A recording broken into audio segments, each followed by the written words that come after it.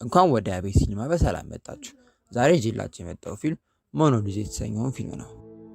ፊልሙ ሲጀምር ሞኖሊዝ የተሰኘውን የተራቀቀ መኪና ማስታወቂያ ያሳየን ነው። የማስታወቂያ አቅራቢም በዓለም ላይ ያሉ ከተባሉት ጠንካራ መኪኖች ውስጥ አንዱ መሆኑንም ይናገራል። መኪናውም ብዙ የተራቀቁ ነገሮች አሉ። ከእነሱ ውስጥም ጠንካራ መስኮትና ጠንካራ ጎማ ይጠቀሳሉ። መኪናውንም ሊሊ ከተባለች የኮምፒውተር ሶፍትዌር ጋር እየተገናኙ መጠቀም ይቻላል። በቀጣዩ ክፍልም አንዲት ሕፃን ያዘች ሴት በዛውኑ መኪና ውስጥ ተቀምጣ እናያለን። በመኪናውም እናቷ ጋር እየሄደች ነበር። የእናትየው ስም ሳንድራ ሲሆን የ2 ዓመት ልጇ ደግሞ ዴቪድ ይባላል። ባሏ ካርድ ደግሞ ፓይለት ሲሆን በስራው ምክንያት ከእነሱ ጋር መሄድ አልቻለም ነበር። መኪናው በጣም የተራቀቀ ከመሆኑ የተነሳ ውስጥ ያሉትን ሰዎች ክብደት መለካት ይችል ነበር። ከዛም ካለ ደውሎላቸው በግዳጅ ምክንያት ወደ ስራ እንደሄደና በጣም እንደናፈቁት ይነግራቸዋል። ከትንሽ ደቂቃ በኋላ በሩ ይንኳኳና ካርድ ስልኩን አጥፍቶት ይሄዳል። ዴቪድ በጣም እየደበረው ስለነበረ ሳንድራ እንዳይደብረው ስልኳን ትሰጠዋለች። ትንሽ ከተጓዙ በኋላ ሳንድራ መኪናውን ጋዝ ስቴሽን ጋር ታቆማለች። ከዛም ሳንድራ ዳዊትን ወደ ሽንት ቤት ወስዳ ዳይፐሩን ትቀይርለታል።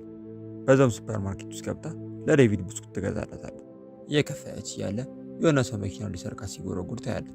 እሷ ግን ምንም ግድ ሲሰጣት በስልኳ መኪናውን ትቆልፈዋለች። ከፍላ ዞር ስትል ዳዊት ከሱፐር ማርኬት ውስጥ ጠፋባት። ሳንድራም እየጮኸች ልጇን መፈለግ ጀመረች። ከትንሽ ደቂቃ በኋላ ዳዊትን ሽንት ቤት ከነበሩ ከሶስቱ ሴቶች ጋር ታያለች። ወዲያውኑ ዳዊትን ወደ መኪናው ከታ ቮልትሞድ ከፍታ መኪናውን መንዳት ጀምራል። ይህኛው ቴክኖሎጂ ደግሞ ከውጭ ያለውን ድምፅ እንዳያስገባ ያደርጋል። የባሏ እናት ቤት እስኪደርሱ ድረስ ብዙ መንዳት ነበረባት።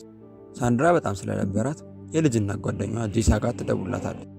ጄሳም ኤርፖርቱ አካባቢ ያለው ሆቴል እንዳለች ትነግራታለች። እዛ ሆቴል ውስጥም ከካርል ጋር አብራ እንደምትቆይ ትነግራታለች። ሳንድራ ግን የጄሳ ንግግር ደስ አላላትም ነበር። በጣም ስለተበሳጨች የእናቷ ቤት ብትደርስም መግባቱ ትዝ አላላትም ነበር። ባሏ ካርል ጋር ብትደውልም ስልኩ ላይ አያነሳም ነበር። ወደ ቤት እንኳን ሳገባ መኪናውን አዙራ ወደ ካርል በፍጥነት መሄድ ጀመረች። ገና ሎስ አንጀለስ ለመድረስ 320 ማይል ይቀራት ነበር። የመኪናው ሮቦትም ከፊት ለፊታቸው ከባድ አደጋ እንዳለ ይነግራታል። ከዛም በኋላ ሌላ መጠቀም የምችለው አቋራጭ መንገድም እንዳለ ይነግራታል። በዛውም ቦታው ባዶ በረሃ እንደሆነና ማንም ተጉዞበት እንደማያውቅም ይነግራታል። በባሏ በጣም የተበሳጨችው ሳንድራ ግን ሁለት ጊዜ እንኳን ሳታስብ በአቋራጩ መሄዷን ቀጠለች። በኋላ ላይም እየመሸ መጣ። ሳንድራን በጨለማ መኪና መንዳቱ እየከበዳት መጣ። ቦታው በጣም አቧራ ስለነበረ ሳንድራ ከፊት ለፊቷም እንደነበረ እንኳን ማየት አልቻለችም ነበር። በቦታው ግን የሰው ዘር እንኳን አልነበረም። በቦታው የሚታየው አንድ ኤሌክትሪክ ስቴሽን ብቻ ነው። ቦታው በጣም የለየለት በረሃ ስለነበር በቦታው ከዱር እንስሳ ሌላ ምንም አልነበር። ሳንድራም ሳታስበው አንድ የተሻገረ ያለ አጋዘን ትገጫለች። በግጭቱ ምክንያትም ዳዊት ማልቀስ ጀመረ። ሳንድራም እንዳያለቅስ ብላ ስልኳን ትሰጠዋለች። ከዛም በኋላ ዴቪድ ትንሽ ረጋ ይላል። ሳንድራም እንስሳውን ስታየው ሞቶ ታገኘዋለች።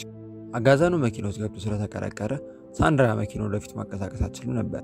በሁኔታው በጣም ስለተደናገጠች ዳዊት መኪና ውስጥ እንደነበር ራሱ ረስተው ነበር። ዴቪድ በስልኩ ይጮት እያለ ሳያስበው የመኪና አፕሊኬሽን ውስጥ ይገባል። ሳንድራ ሳታስበው የመኪናውን ቦልት ፊቸር ይከፍታል። ይህ ፊቸር ደግሞ ማንኛውም ከውጭ የመጣ ነገር ወደ ውስጥ እንዳይገባ የሚከላከል ነበር። ሳንድራ ልክ ነገርየው እንደተረዳች መኪናውን ለመክፈት ቢሞክርም በጣም ዘግይታ ነበር። ሕፃኑ ቮልት ሞትን እንዳጠፋ ደጋግማ ልትነግረው ቢሞክርም አልገባውም ነበር። ሳንድራ በጣም ተበሳጭታ ልጁ ላይ ትጮህበት ጀመር። ልጁን በድንጋጤ ስልኩን ይጥለዋል። በዚህ ጊዜ ነበር የመኪናው ማስታወቂያ ሳክስ እንዳልሆነ የተረዳችው።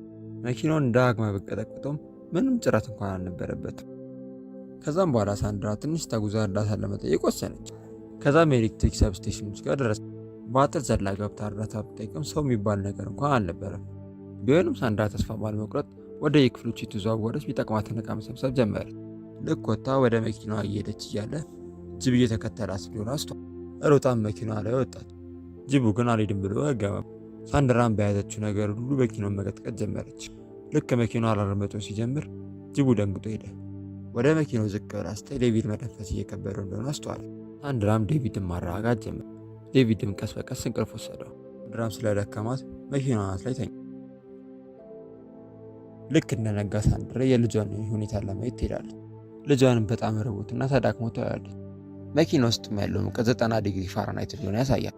በጣም ውሃ እየጠማት ቢሆን ሳንድራ እርዳታ ለመጠየቅ ወደ ላይ ትወጣለች። ጥላው በሜዳ ዴቪድ ሊጎዳ እንደሚችል ታውቃለች፣ ግን አማራጭ አልነበራት። ከትንሽ ጉዞ በኋላ ወንዝ ታገኛለች። ባገኘችውም ወንዝ ውሃ ጠጥታና አጥባ ጉዟን ትቀጥላለች። ሳንድራም ብዙ ከተጓዘች በኋላ ያረጀ ጀት ታገኛለች።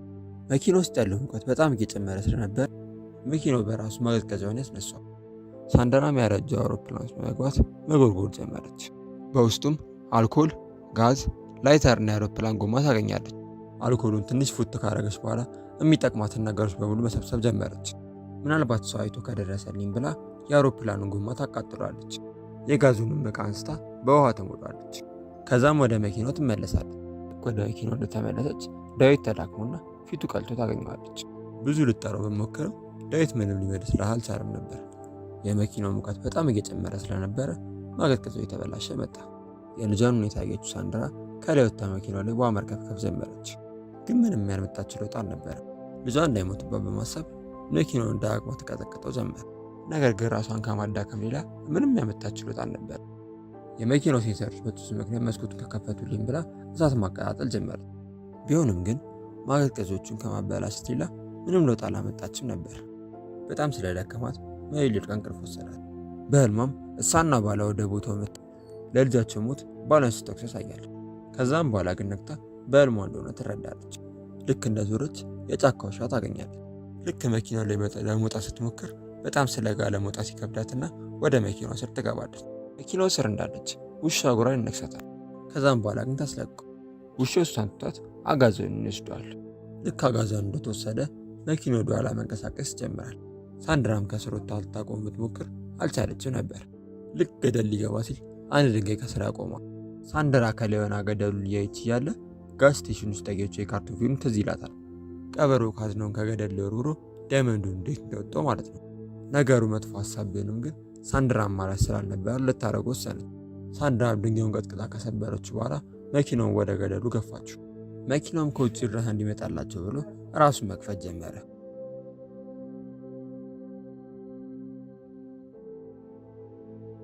መኪናውም ዳዊት ላይ ምንም አይነት አደጋ እንዳይደርስበት አድርጎ መሬት ላይ ያርፋል።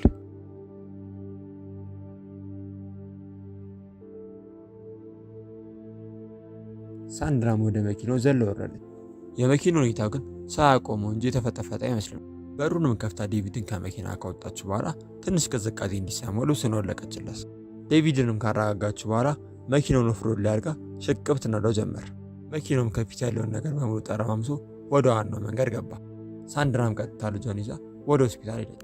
በመጨረሻም ሳንድራና ዴቪድ የሆስፒታል አልጋ ላይ ተኝተው እናያቸዋለን። ዴቪድም አይኑን ገልጦ ለመጀመሪያ ጊዜ ማሚ ብሎ ይጠራታል። አንድ ሳንድራ ያላወቀችው ነገር ቢኖር ግን ልጇ ከመኪናው ጋር እያወራ እንደነበረ ነው። ሳንድራም በጣም ተደስታ ፊልሙን እንደወደዳችሁ ተስፋ አደርጋለሁ። ሌላ እንደዚህ አይነት ቪዲዮ የምትፈልጉ ከሆነ ላይክ፣ ሼር፣ ሰብስክራይብ ማድረግ እንዳትረሱ። በቀጣይ ቪዲዮ እስከምንገናኝ ድረስ ደህና ሰንብቱ።